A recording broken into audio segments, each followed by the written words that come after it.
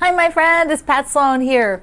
We have a whole bunch of things to look at today, starting off with what's on the calendar, and that's pretty much figuring out the goals for April. Write it down. You can either write down what you did in March, or you can make your goals for April, or you could do both. And I'm usually doing my goals here for my UFOs because I have all the project things and those are always on track and get done. But the UFOs, the unfinished objects, the things I want to work on to finish up that don't really have a work deadline, that's what I focus on. But first we have to look at something very pretty before we do that. So over the weekend, my grocery store got these in. They must have just come in and they smell. They have a really light smell. Oh, they're so beautiful. Look at them. Look, look, look. So right now they're living on my shelf because they're too pretty to sit. They're too pretty to sit outside. But I'm actually going to put them on the table on my deck, which is just right outside my window here from the studio. So I'll get to see it right in the center of the table. So that's where it's going to go. They're so pretty. They're just going to live in here for a few days. Then I'll take them out. Okay. I want to do a mail call first. So the royal we, Susan in Maryland sent me a beautiful note with this card with the sunflowers. Look, look at that, a pop-up. I love the pop-ups. They are so nice. Thank you, Susan. And let's see, Mary Lou in Maryland said 2 Maryland cards. She also sent me a couple of selvages. Look at that. Look at the edge on that. And a sweet, sweet card. And then I had Sue in Arizona. Look at this card. I like it. And it's kind of a 3D thing. Whoops. It's dimensional, which I think is pretty cool. And then she also sent me a bunch of salvages. Ombre washout. Look at the font on that. That big fat font. That'll be really cool in the pattern. Okay, and my friend Carol sent me a few more bags, so I'll link you down below to her Etsy shop where she sells the finished bags if you like to buy finished ones. I love the red. Here's the backing on it. This is so cool. She thought I needed a few more to be springy, so she sent me another one with Easter bunnies on the back. I love bunnies. Just love bunnies, Carol. So those are so sweet. I'm excited about it. Those are so nice. I want to show you the sea glass. This is what I'm calling it now. The sea glass squares. And these are from all the 2.5-inch squares that I cut up. And I have in the basket next to my sewing machine. So I could just, create those 4x4 units. So this is what I create, exactly the same, always a light starting on the row so that as I set them side by side, I don't have to think about them. They're always going to work out to be alternating. So that's how many I have. I just like to put them up every so often. And because I couldn't find them that one time, I have been pinning them to the far corner, but there's going to be so many now, I might put them in the crumb block drawer. So remember that. That's where I put them, in the crumb block drawer. That's, oh my goodness. It's like, okay. The other day when I was getting all those old class bags out, and I went through some of the ones that had the fabric and the crumb blocks, and I thought you might like to see the thought process I had to what I was going to do with those, what I would keep, and how that works. So let's take a look. So I'm going through all that stuff that's in the laundry basket. Let me show you what I have so far. I have emptied 2 of these, and this one I'm thinking of just keeping these things in here because I don't really know where I'm going to put them, so I'm going to keep them in here. I need to take a look at that. Probably just put it with all my notions and stuff. And then these things here, scissors will go with scissors. There's another seam ripper. This will go in where I have a bunch of needles and different pins and things. I'll just put it down there for now. The Roxanne's glue is still good. This stuff does last a long time, so that's wonderful. Now I'll put the dryer sheets back in the laundry. These 2 are pens, so I need to actually just try all the pens, see which are dead, because I'm sure there are.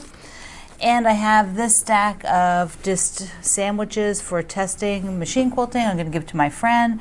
I have this little stack I'm just trashing. This is trash. And then I put all the samples, all the class sample things that I was showing you, like the step outs and all that, they all fit in here. So now I will get that last group, which are all the crumb block and strings and scrap things that was in the tote bag. I'll go through all those bags and I'll kind of show you what I have when I sort that out. There, those go over here, and then these two are all I need to figure out a home for. So this bag is empty now, and let me just show you what was in there. I am keeping a lot of it, so let's take a look. Oops, everything's rolling. So this is fabric that I'm going to put with the Secret Lives, so I'm going to use that over there. These are different step outs again for a class that I taught, so I'm going to keep that. These are also parts from that same class. All of this is from that same class, so I'm going to keep all of these things here. So this has to all go somewhere. That, you know, that one blue zip bag is too full, but I need to find something that can store all of this. These are two other stacks now that I got out of that bag, which are just random fabric and that was used for testing, and, you know, my fabric I took to test with. And then these are just random blocks that were test blocks or different things that I had. So I'm going to take the blocks and put them with my friends' stuff for my friends so that they can do something with them, and I'll probably just put this in the scrap bag that I have going on. And then 3 big baggies, 4 if I put this in with the others. I might take this biggest bag and convert it to the scraps. So that's what I have. That's not too bad. I'm getting rid of these. There, those go over here, and then these two are all I need to figure out a home for. While you were watching that, you can see where everything went. I put up the chunky plus signs that I did during quilt day, and I varied the layout of it so they were dropped, half drops. So every other one is dropped down, and that is the size of the Lutheran Quilt Relief quilt that you'll send if you want to do a charity quilt through them for Ukraine. So it's all ready. I have a backing. I didn't go with the pink. I decided that I wanted to do a wide back, and I'll save the pink for something else. So I have one of my wide back in blue. So I picked that, and it's all ready to go. So that will go over to the spa, and I'll get it quilted. Now, string beans. Here we go. We only have 3 more after today. So here is today's block. So by the last day, I will put the whole bottom row on, and the top will be done on the 31st. Yes! Excited. So what else do I need to do? I need to tell you about what the topic of the day is. I got sidetracked. So what are we completing? I'm using my worksheets. And I'm just using them how I want to use them. There's information, I don't fill it all out, but I basically am putting what it is, what has to be done on it, and whether I finish it or not. And so February and March, I kind of used the same. I wrote April, but that really should be March. February and March, I'll change that. I really did use the same thing. So I got done the coffee one. I'm going to do the woodsy binding today, which I'm going to tell you something else. I sorted the class bags, and I did the crumb quilt. So that was what I did. So there were 4 things I did. So I got the April one out, and for April I have a goal of 6. I put on 6 items there. 4 of them are binding, then to work on the red and white crumb blocks, and I want to quilt this little owl pillow that's up there. So, I think I quilted, no, that crumb one was, I quilted 1 crumb block into a pillow, so you could say I did 5. I got another one done, because those crumb blocks now I consider like the UFO status, however I use them. I think for April, that's doable now. I have a few more bindings that I could maybe squeeze in. I might focus on bindings for April and really be a push there, but also put that crumb quilt up and get it done. Now, I have the binding to put on the Woodsy, and I will show you that before I send it. But I want to do a pillowcase to go with it. So I have the fabrics here. In these baskets here were a gift, and the sweet lady that sent them, our friend said that she got them at the Dollar Tree. These are great. So they sit in the rolling basket, you just pick it up. I had bought enough of this red to use it as decision making. Wasn't sure how I was going to use it for the final quilt, but I think definitely now it will be the pillowcase. My friend will love that. We kind of have a running joke about plaid, so that will be perfect. And then I have to do, the top of it. I have enough of this basket weave, so that would be kind of pretty for the pillow, right? The basket weave and the red. I'm not sure if I have I think enough of some of the blue. I think I might have enough of this blue. Her family does a lot of ice fishing, so maybe other kind of fishing. I don't know. I know that they do the ice fishing, but what do you do? Do you like the basket weave, or do you like the blue on the top there? The blue's kind of nice, isn't it?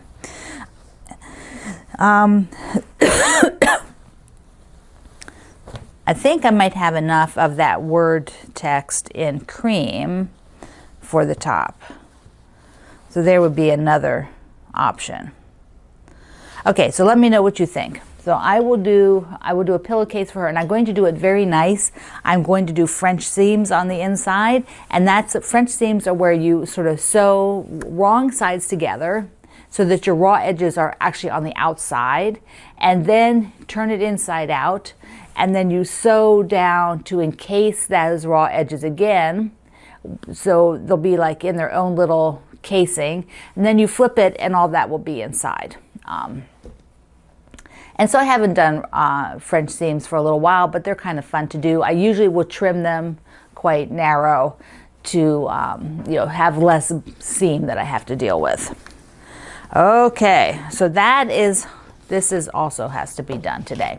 Now I have a new little thing that I'm going to try called the Quilt News, so I'm going to run through that because there's lots of quilting stuff out there. Some of you send me links, other people, I will show something and I'll see it. I'll get it from another feed that I have or a newsletter. So I thought I'd run through a couple that are out there, and I want to be sure I do this right. So first of all, Nancy Zieman, which many of you know and love from her TV shows on PBS. She passed away a few years ago. Her husband and son have opened up a new Nancy Zieman studio.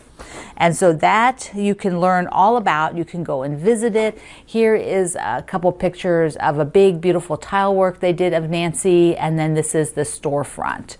So fabulous.